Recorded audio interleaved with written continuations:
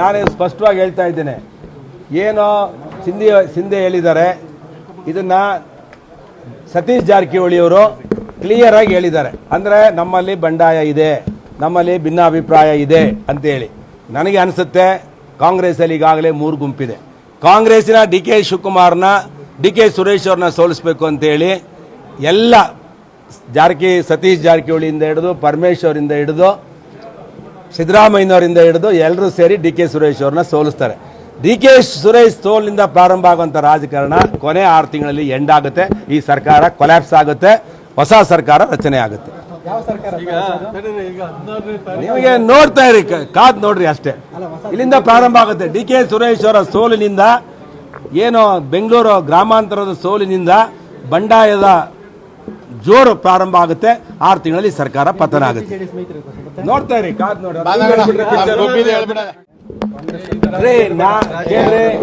ನಾನು ಸ್ಪಷ್ಟವಾಗಿ ಹೇಳ್ತಾ ಇದ್ದೇನೆ.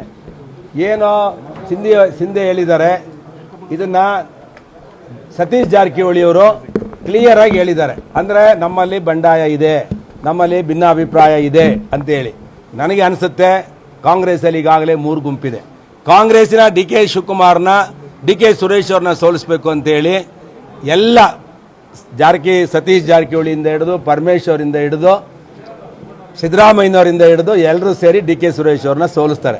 DK ಸುರೇಶ್ ಸೋಲಿನಿಂದ ಪ್ರಾರಂಭ ಆಗುವಂಥ ರಾಜಕಾರಣ ಕೊನೆ 6 ತಿಂಗಳಲ್ಲಿ ಎಂಡ್ ಆಗುತ್ತೆ. ಈ ಸರ್ಕಾರ ಕೊಲ್ಯಾಪ್ಸ್ ಆಗುತ್ತೆ, ಹೊಸ ಸರ್ಕಾರ ರಚನೆ ಆಗುತ್ತೆ. ನಿಮಗೆ ನೋಡ್ತಾ ಇರಿ, ಕಾದ್ ನೋಡ್ರಿ ಅಷ್ಟೇ. ಇಲ್ಲಿಂದ ಪ್ರಾರಂಭ ಆಗುತ್ತೆ. DK ಸುರೇಶ್ ಅವರ ಸೋಲಿನಿಂದ, ಏನು ಬೆಂಗಳೂರು ಗ್ರಾಮಾಂತರದ ಸೋಲಿನಿಂದ ಬಂಡಾಯದ ಜೋರು ಪ್ರಾರಂಭ ಆಗುತ್ತೆ. 6 ತಿಂಗಳಲ್ಲಿ ಸರ್ಕಾರ ಪತನ ಆಗುತ್ತೆ. ನೋಡ್ತಾ ಇರಿ, ಕಾದ್ ನೋಡ್ರಿ.